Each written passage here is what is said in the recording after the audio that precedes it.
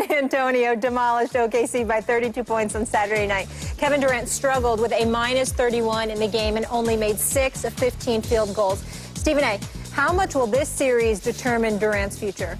Well, I think it's going to determine it a great deal. And, Skip, I'd like to read something from an article in OKC News by a guy that does an outstanding job for them named Darnell Mayberry. He's excellent. Know him. He's excellent. He's excellent. Good guy, too. He's excellent at what he does. And he wrote in an article dated March 7th about Joel Myers, who's the voice for the New Orleans Pelicans, but also used to do some, he still does stuff on SiriusXM radio, does an outstanding job there, and, you know, calling games and doing all of that stuff. And he also, and he quoted Joel Myers saying this: I made some calls over the weekend talking to Vinny Del Negro.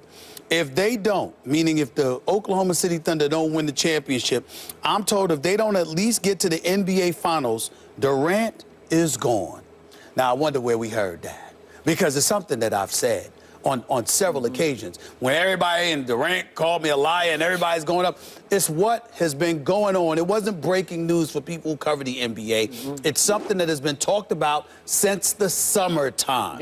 OKC is under immense pressure, which, by the way, if they end up losing Durant, Sam Presti, who I admire and respect, is going to have some explaining to do, because bringing in a college coach in Billy Donovan, knowing that you got to possibly go up against the Greg Popovich and the Steve Kerrs of the world, and you go the route of Billy Donovan, you're going to have some explaining to do if you end up losing this series and losing Kevin Durant, which I think is very possible. But it's not etched in stone, and here's why.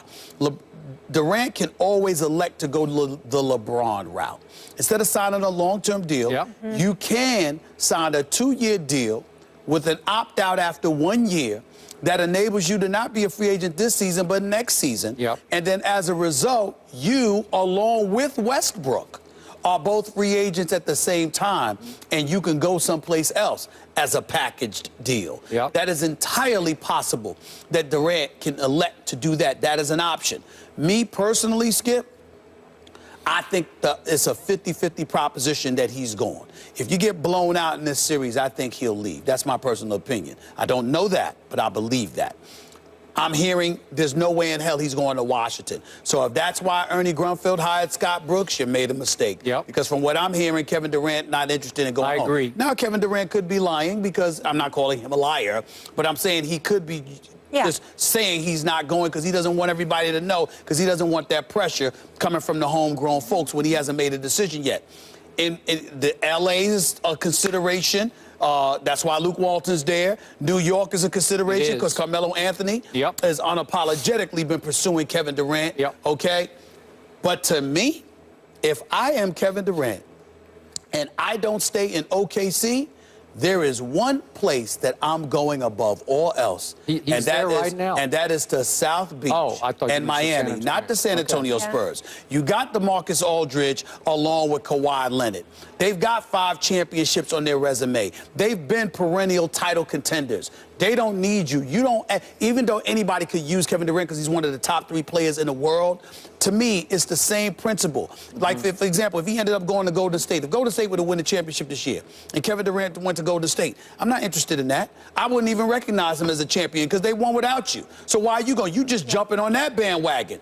But considering that Miami has dissipated and they've fallen out of the championship equation, if you went there, if you went to Washington, if you went to New York, a legitimate argument could be made that they won because of you. You didn't just hop on for the ride. To me, you're hopping on for the ride if you're in San Antonio. You're hopping on for the ride if you're in Golden State. You're not hopping on a ride if you're in Miami. Because no matter how good they look, we know they ain't Cleveland because they don't have LeBron.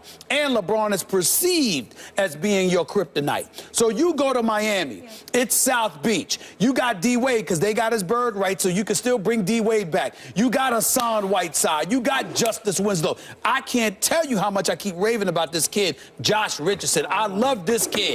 What a bright future. And then the possibility of Chris Bosh coming back, you're talking title. You're talking title. Excuse me, if Bosh were healthy, with the Heat as presently constructed, and you add Kevin Durant to that, it's a wrap. It's a wrap. I'm telling you that right now. There's no way that Miami is not coming out of the Eastern Conference if Kevin Durant joined that Miami Heat crew. No way. If Chris Paul goes to Cleveland?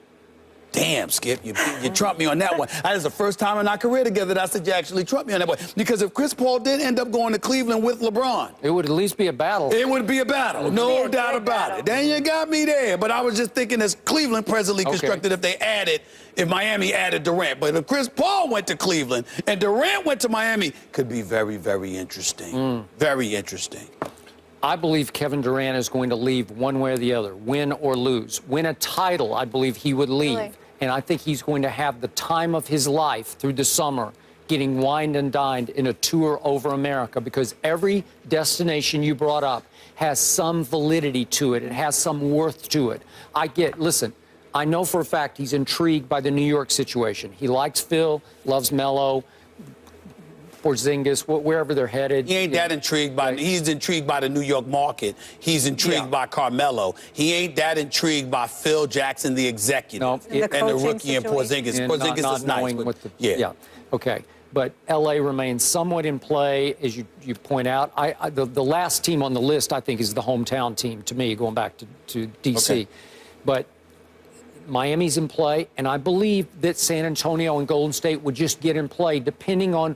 Let's just say they flame out. Let's do the hypothetical. If they flame out fairly quickly, then at some point Kevin Durant is going to say, I want to do it the right way, and I want some rings. I want a ring or two. And either Golden State or San Antonio would give you the opportunity to win rings. Now, you could call them piggyback rings if you want. But especially in San Antonio, they're starting to recreate another era. It's a new wave. It's not necessarily jumping on the bandwagon with the old guy. Yeah. I feel you. If Kevin Durant had gone to San Antonio last summer, I'm not saying he could, obviously. I'm just speculating that if he had gone there last summer while they were building a new regime, fine. But this is a San Antonio Spurs team that just won 67 games, that went 40-1 on their home court, that is widely considered to be the team, if not the second best team in all of the NBA. Correct. And the only team that's in the argument with them are the Golden State Warriors, who are the reigning defending NBA champions. You go to one of those two teams, you're piggybacking. That is not the same as a team, you being the guy that's the reason they won the championship. Unless my Spurs beat the Thunder and then lose to the Warriors, and that would be, once again, Warriors repeat. Well, then San Antonio's still the bridesmaid. You know, still we can't get over the hump here against this team. I just see it because, again, San Antonio would have beaten OKC. So you going to the team that actually beat you is still a form of piggybacking. I don't see it that way. You go anywhere else, now, because he's one of the top 3 players in the world. Kevin Durant is a superstar, okay? So this is not about questioning his skill or his validity or his substance. Not at all. It's saying that the situation says they could win with or without you. Other situations you go to, no, they would be winning because you arrived. You go to Washington, you go to New York, you go to the Lakers, you go to Miami. They're winning because you arrived. That's entirely different than... Does he want that kind of pressure? Well, I think so. I think so. Maybe not New York, L.A. type pressure, but if you talk about Miami, who would have a problem with their pressure? We heard Boston, too. Well, Boston, again, now that's different kind of pressure, because, again, in Boston, they got all the pieces with future draft picks, et cetera, but he would have to be the man. In Miami, you the man, but you don't really have to be the man. LeBron was the man, but there were times when D-Wade was the one. Here's the ball to close. You see what I'm saying? You don't have to be that guy, but you're still that guy. That is an ideal situation for Kevin Durant. Well, he's going to be the story of the summer. And I don't really think he cares about being wined and dined like that. And listen, this is a guy that announced his contract, his $85 million contract extension on Twitter, man. He don't care. He's not that kind of guy. He's not. We know he does care about getting a chip, though, so we'll see where that Well, I wish him luck. I want Kevin Durant to win a ring. He's too great not to have a ring.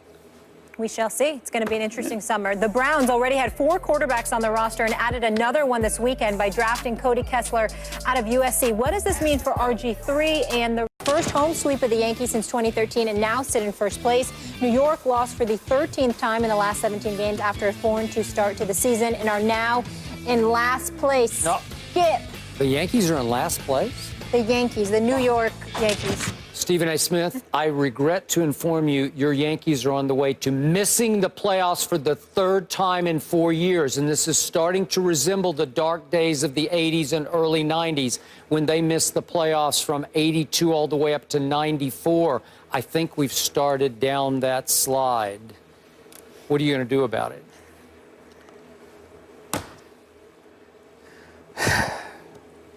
No pitching. No pitching. They were struggling with run production, but came out of their funk yesterday. And then Betances, who I loved last year, has given up a game-winning home run in 2 of the last 3 nights. Eovaldi hasn't been that impressive. Tanaka, and Sabathia. So do you give up?